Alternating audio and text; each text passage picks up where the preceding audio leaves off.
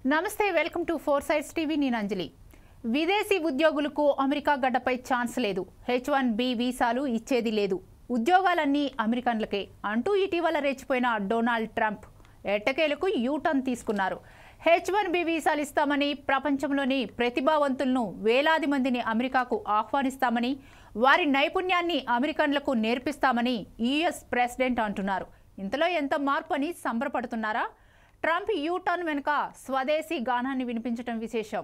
నిజానికి విదేశీయులు ప్రవాహాన్ని అడ్డుకోవడంతో అమెరికాలోని కంపెనీల్లో నిపుణుల కొరత ఏర్పడింది, ఉత్పత్తి దెబ్బతిన్నది. దీంతో ప్రెసిడెంట్పై అమెరికన్ పారిశ్రామిక వర్గాల్లో తీవ్ర వ్యతిరేకత స్టార్ట్ అయింది. దేశ ఆర్థిక వ్యవస్థ దెబ్బతింటుందని ఆర్థికవేత్తలు హెచ్చరించారు. అమెరికా అభివృద్ధి విదేశీ ఉద్యోగుల అవసరం ఉందని సూచించారు. దీంతో అమెరికా సౌదీ పెట్టుబడుల ఫోరంలో ట్రంప్ యూటర్న్ తీసుకున్నారు. విదేశీ ఉద్యోగుల అవసరం అమెరికాకు ఉందన్నారు. యుఎస్లో భారీ సంఖ్యలో పరిశ్రమలను నెలకొల్పుతామని, $1 బిలియన్ కొద్దీ పెట్టుబడులు పెట్టి నిపుణులు లేకుంటే విజయం సాధించలేమని అంగీకరించారు.